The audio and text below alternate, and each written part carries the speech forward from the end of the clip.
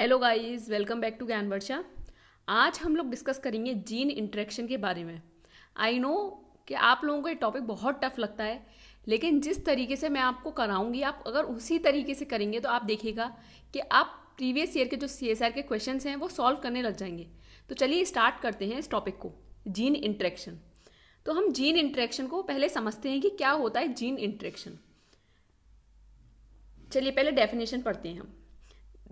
Gene interaction की definition क्या है? The interaction of two or more genes affecting the expression of each other in various ways in the development of a single character of an organism is known as gene interaction. उसे हम क्या कहते हैं? Gene interaction. देखिए gene interaction में क्या होता है, सपोज कीजिए ये आपका क्रोमोजोम है, आपको पता है, ठीक है, ये आपका क्रोमोजोम है, ये पेटर्नल से आया है और ये मेटरनल से आया है। तो आपको पता है कि यहाँ पर आपके सपोज कीजिए ए है, कैपिटल ए, ठीक है, कैपिटल ए एलील है, यहाँ पर स्मॉल ए एलील है, ठीक है, यहाँ पर कैपिटल बी एलील है दूसरे जीन की और यहाँ पर स्मॉल बी एलील है दूसरे जीन की, ठीक है। तो मीन्स ये तो एलीलिक हो गए, ये भी एलीलिक हैं और ये आपस में क्या हो गए? नॉन एलीलिक हो गए। समझ आया? तो इनमें जो जीन्स हैं, ये एक जीन है, ये दूसरी जीन है। सपोज ये आई को कोड करती है और ये कुछ और कोड करती है, सपोज कीजिए।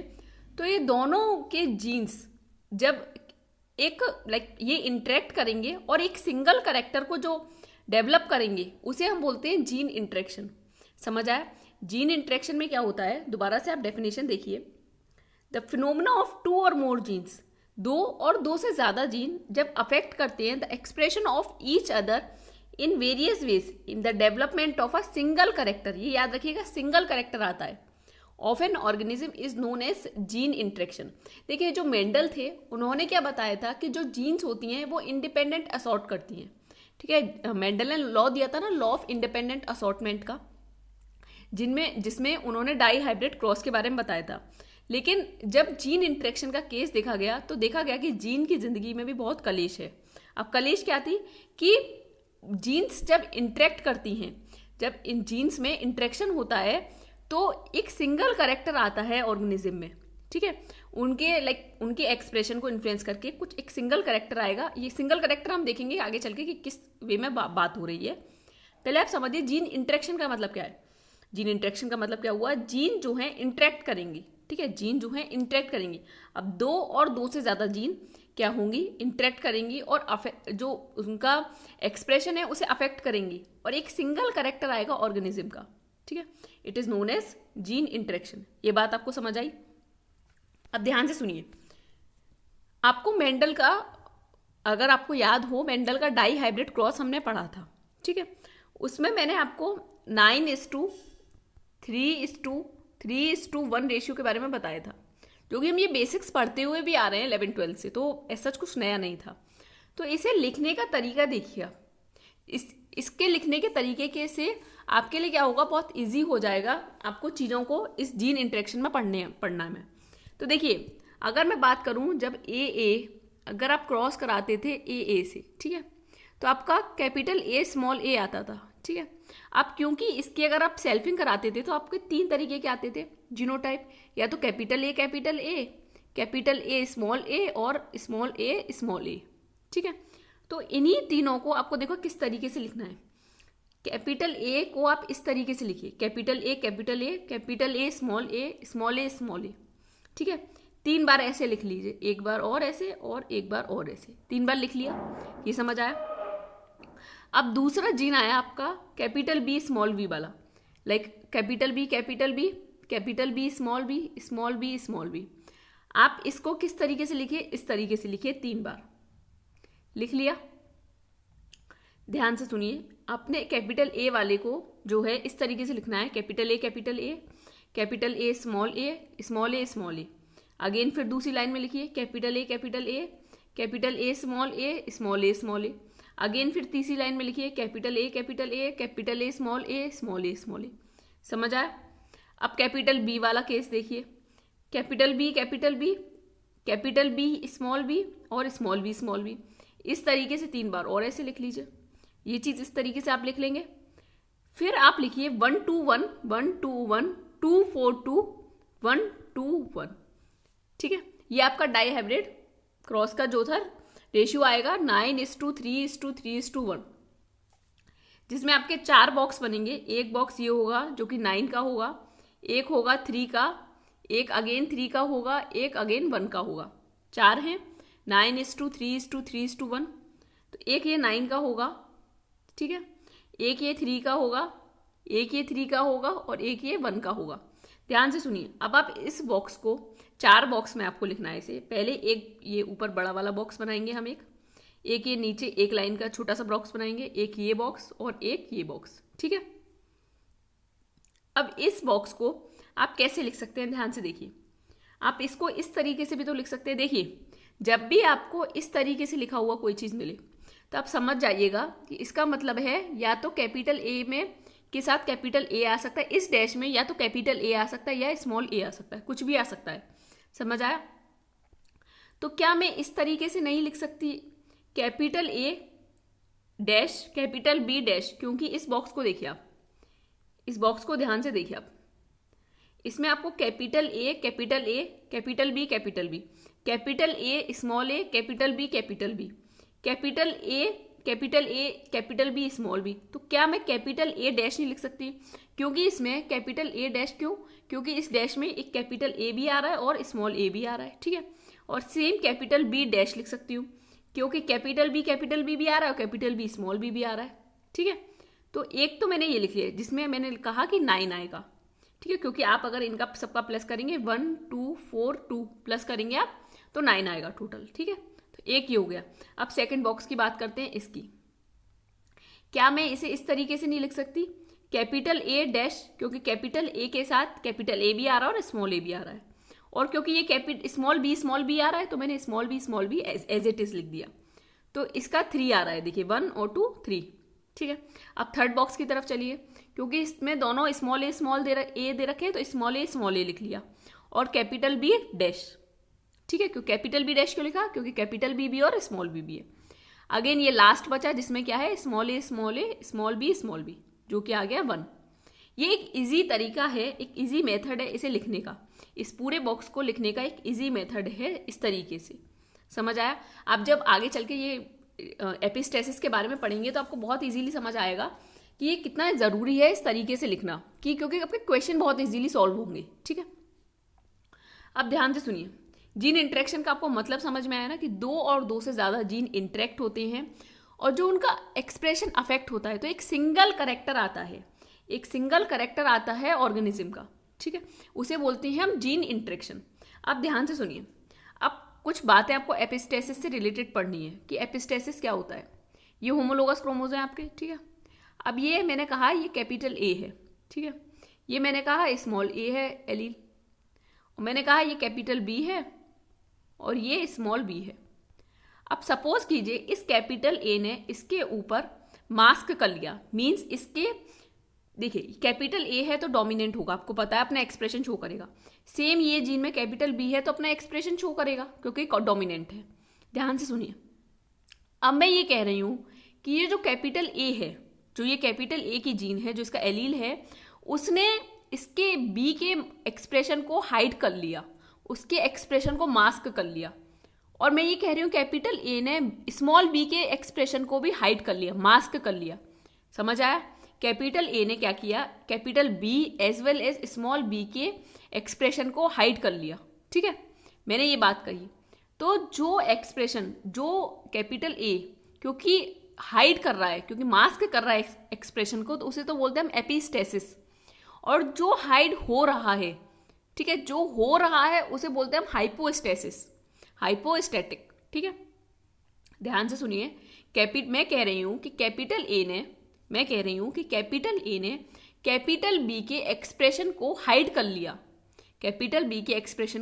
कर लिया, इन दोनों में इंटरेक्शन हुआ और इसके एक्सप्रेशन को इसने हाइड कर लिया, as well as small B के एक्सप्रेशन को भी हाइड कर लिया।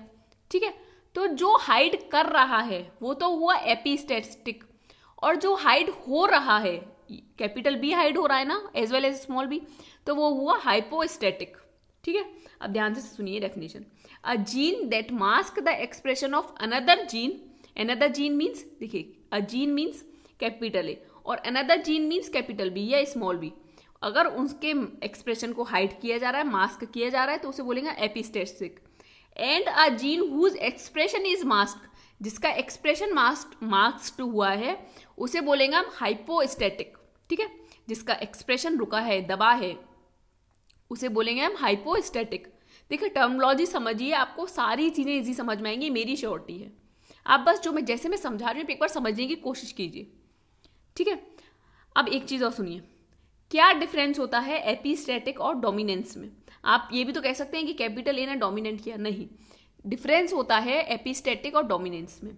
देखिए जो एपिस्टैटिक होती है वो इंट्रैक्शन बिटवीन डिफरेंट जीन, क्योंकि एक कैपिटल ए के जीन के बारे में बात किया हमने, एक कैपिटल बी के जीन में बात किया, तो इसमें इंट्रैक्शन दो जीन के बीच में दिखाया है, दो जीन के बीच में इंट्रैक्शन को बोलते हैं हम एपिस्टैटिक।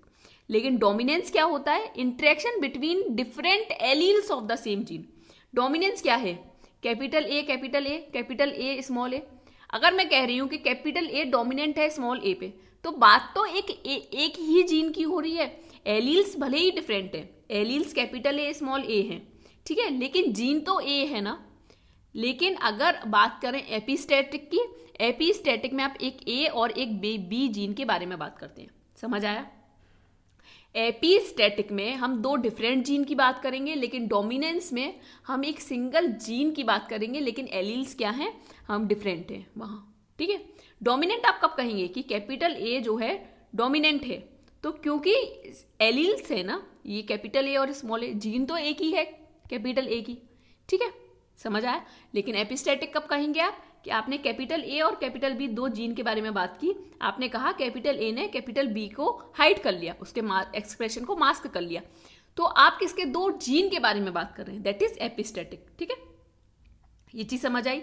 तो हम कह सकते हैं epistatic relationship involve two non allelic genes, दो और दो से ज्यादा हो सकती है, तो non allelic genes. Allelic means क्या हुआ, देखिए दोबारा ध्यान से समझिए, जैसे ये बेसिक्स में आपको सारे पढ़ा चुकी हूँ। अगर मैं कह रही हूँ ये कैपिटल ए है यहाँ मेरा और यहाँ मेरा स्मॉल ए है, ठीक है, तो ये मैं एक सिंगल जीन की बात कर रही हूँ, एक सिंगल जीन की, तो ये यहाँ पे मैं डोमिनेंस की बात करूंगी। अगर मैं कह रही हूँ यहाँ मेरा कैपिटल बी है, ये दूसरा जीन है मेरा, ये स्मॉल बी है, ठीक है, स्मॉल बी, मैं कह रही हूँ कि कैपिटल ए ने कैपिटल बी को हाइड कर लिया, ठीक है, तो ये नॉन एलिलिक है भाई, ये तो नॉन एलिलिक है ना, क्योंकि ये एक अलग जीन है, ये दूसरा अलग जीन है, तो ये नॉन एलिलिक है। तो एपिस्टैटिक जो है रिलेशनशिप इन्वॉल्व करता है दो नॉन एलिलिक जीन्स की, नॉन एलिलिक जीन्स की। ठीक है, चलिए नेक्स्ट चलते हैं। अब हम एपिस्टैटिस के केसेस पढ़ना शुरू करेंगे। तो आज हम dominant epistasis as well as duplicate dominant epistasis के बारे में पढ़ेंगे। डोमिनेंट एपिस्टेसिस क्या होता है और डुप्लीकेट डोमिनेंट एपिस्टेसिस क्या होता है। तो चलिए पहले पढ़ते हैं हम डुप्लीकेट एपिस्टेसिस। ध्यान से सुनिए, a dominant allele of one gene mask or reduce the expression of allele of a second gene. एक जीन जो है दूसरे जीन के एक्सप्रेशन को रिड्यूस कर देगी या हाइड कर लेगी। ठीक है, एक जीन सपोज कीजिए कैपिटल एक ए जीन है और कैपिटल बी एक जीन है, तो एक जीन हाइड कर लेगी दूसरे जीन की एक्सप्रेशन को, उसे बोलेंगे हम डोमिनेंट एपिस्टेसिस। ठीक है, अब देखिए कैसे हुआ। बहुत कॉमन एग्जाम्पल की बात करते हैं हम लोग, समर स्क्वैश। ठीक है, एक कॉमन एग्जाम्पल है, इसमें देखिए अब क्या हुआ, ध्यान से सुनिए। ये जो है वाइट कलर, इसमें 3 कलर आते हैं समर स्क्वैश में, वाइट, येलो, ग्रीन। ठीक है, वाइट, येलो, ग्रीन। अब ध्यान से सुनिए, इसमें क्या होगा, इसमें क्या होता है, जो आपका प्लांट है जो डोमिनेंट एलील को कैरी कर रहा है, ठीक है, प्लांट जो डोमिनेंट एलील ए को कैरी कर रहा है, वो वाइट फ्रूट को प्रोड्यूस करेगा। ठीक है, समर स्क्वैश एक फ्रूट है, ध्यान से सुनिए, समर स्क्वैश एक क्या है, एक फ्रूट। अब क्या है, ये 3 कलर प्रोड्यूस करता है, वाइट, येलो, ग्रीन। ठीक है, अब आपको ध्यान से सुनना है, जो प्लांट जो है अगर कैरी कर रहा है डोमिनेंट एलील ए को कैरी कर रहा है, तो वो वाइट कलर को क्या करेगा, प्रोड्यूस करेगा, वाइट कलर को प्रोड्यूस करेगा। अगर वही प्लांट कैपिटल कैपिटल बी को, capital means B means dominant B allele को कैरी कर रहा है, बट जो ए एलील है वो रिसेसिव है, होमोजाइगस रिसेसिव है, तो वो प्रोड्यूस करेगा ग्रीन कलर को, ठीक है, वो प्रोड्यूस करेगा आपका ग्रीन कलर को, ठीक है। इतनी बात समझ आई, इतनी बात समझ आई आपको? दोबारा सुनिए ध्यान से क्या है मैं कह रही हूँ। देखिए मैं कह रही हूँ अगर आपका प्लांट कैपिटल ए एलील को कैरी कर रहा है, ठीक है, तो वाइट सारे फ्रूट्स आएंगे। अगर वो प्लांट होमोजाइगस तो कैपिटल स्मॉल ए है, होमोजाइगस तो स्मॉल ए है, ठीक है, लेकिन कैपिटल बी है तो आपके येलो आएंगे, लेकिन अगर दोनों ही जीन होमोजाइगस रिसेसिव है तो आपका ग्रीन आएगा, ठीक है, आपका क्या आएगा? ग्रीन आएगा। अगर अब देखिए, अब ध्यान से देखिए, क्योंकि आपका कैपिटल ए जो है, कैपिटल ए मीन्स या तो डैश है, या तो कैपिटल ए हो सकता है, या कैपिटल ए स्मॉल ए हो सकता है, ठीक है। तो जहां भी ये आएगा तो वाइट फ्रूट को प्रोड्यूस करेगा। अब वाइट फ्रूट प्रोड्यूस कर रहा है तो आपको याद है, अब ये 4 चीज़ आपने लिख ली भाई। आपको पता है ना, आपका क्रॉस होके डाई हाइब्रिड से क्या आएंगे, वो 16 का रेशियो आएगा। अब 16 में आपको कलर बताना है, तो देखिए capital A dash, capital B dash. अब यहाँ पर क्योंकि ए एलील, बी पे तो हम जाएंगे नहीं, क्योंकि एक जो ए एलील है उसने क्या किया, वाइट कलर को प्रोड्यूस करवाया, उसने आगे बढ़ने ही नहीं दिया येलो कलर की तरफ, तो वाइट कलर आए 9, ठीक है, क्योंकि ये क्या कितने बता फ्रूट से लाएगा 9, ठीक है। अब नेक्स्ट आया capital A dash small B, क्योंकि अभी भी अगेन कैपिटल ए है तो वो हाइड करके रखेगा कलर को, तो अगेन वाइट आएगा, ठीक है, ध्यान से सुनिए। अब नेक्स्ट ये आ गए 3 आपके, तो टोटल कितना हो गया? 12। टोटल कितना हो गया? 12। अब क्या हुआ?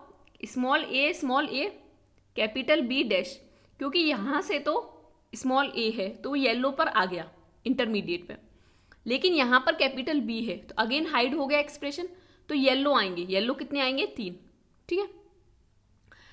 लास्ट आपका बचा स्मॉल ए स्मॉल बी। अब कितना आएगा? ग्रीन। कितने? 1, क्योंकि यहाँ पर भी स्मॉल ए है, यहाँ पर स्मॉल बी है, तो क्योंकि ना तो ये एक्सप्रेशन को हाइड कर पाएगा ना ये, तो कितना आएगा? ग्रीन। समझ आया आपको कि कैसे ग्रीन आया?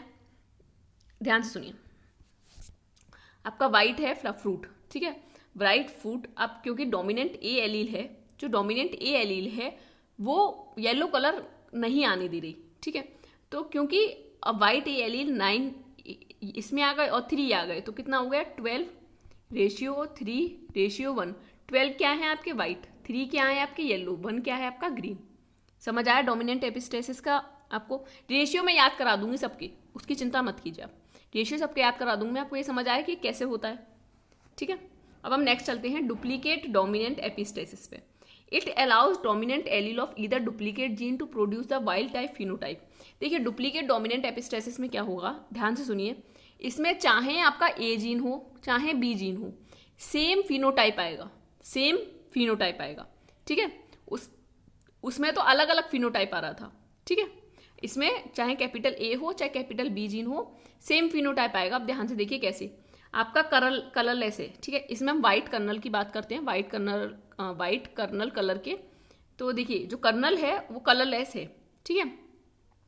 अब ए आया, अब चाहे कैपिटल ए आए चाहे कैपिटल बी स्मॉल ए आए, क्या प्रोड्यूस करेगा? इसने प्रोडक्ट ए बनाया और कलर्ड प्रोडक्ट आ गया, ठीक है।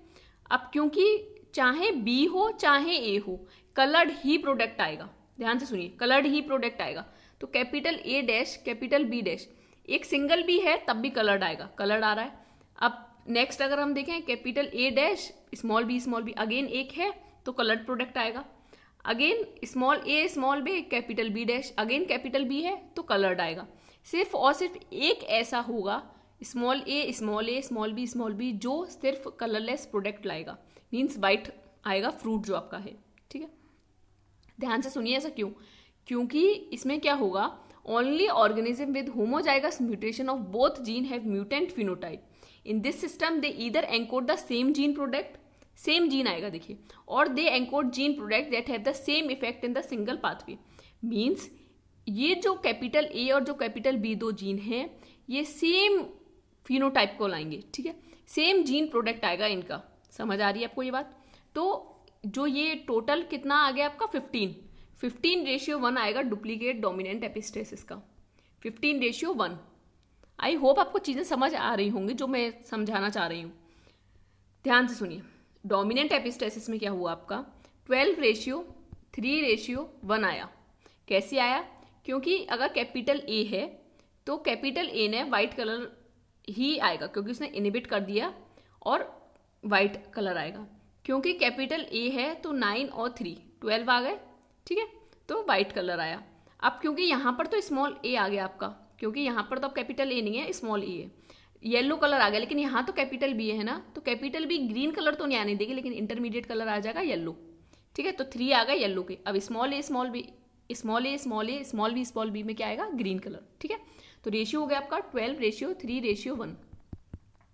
लेकिन डुप्लीकेट डोमिनेंट एपिस्टेसिस में क्या होगा, इसमें सेम जीनोटाइप आता है, मीन सेम कलर आएगा आपका।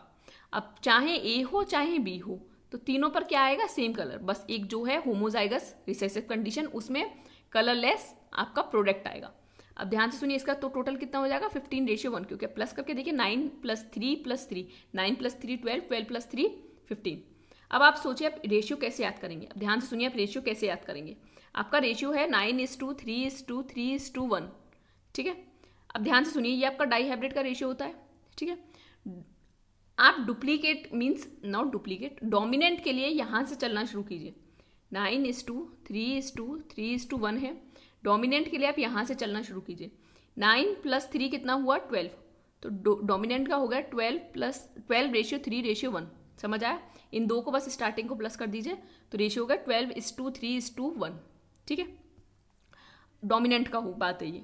अगर आएगी डुप्लीकेट डोमिनेंट की, तो एक कदम और आगे बढ़ना है आपको, ठीक है। डुप्लीकेट के लिए एक कदम और आगे बढ़ना है। ये 12 रेशियो आया, तो 12 + 3, समझ आया, 12 + 3 कर दीजिए। ये तो आपका डोमिनेंट एपिस्टेसिस का है। अब डुप्लीकेट डोमिनेंट की जब बात आएगी तो 12 + 3, एक कदम और आगे बढ़िए, मैंने कहा ना इस तरीके से आगे बढ़ना है। तो 12 + 3 हो गया 15:1। तो डुप्लीकेट डोमिनेंट एपिस्टेसिस का रेशियो क्या होगा 15:1। चीज़ समझ आई? आई होप आपको चीज़ें क्लियर हुई होंगी। अगर फिर भी कोई डाउट हो तो आप मुझे gyanvarshaquery@gmail.com पे मेल करके पूछ सकते हैं, या फिर आप मुझे डिस्कशन ग्रुप बना दिया मैंने ज्ञानवर्षा टेलीग्राम चैनल पर, वहाँ पर मैसेज करके पूछ सकते हैं। ये जो मटेरियल है मैं ज्ञानवर्षा टेलीग्राम चैनल पर अपलोड कर दूंगी, और जितना बाकी का बचा हुआ पार्ट है वो हम नेक्स्ट वीडियो में करेंगे। उसकी नेक्स्ट वीडियो में हम लोग क्वेश्चंस डिस्कस करना स्टार्ट करेंगे। आई होप आपको कुछ चीज़ें तो एटलीस्ट समझ आई होंगी। अगर नहीं आई हो तो आप मुझे बताइएगा, मैं दोबारा से कोई और वीडियो बना दूंगी, या फिर आपको दोबारा समझाने की अच्छी तरीके से और कोशिश करूंगी, ठीक है। Thank you.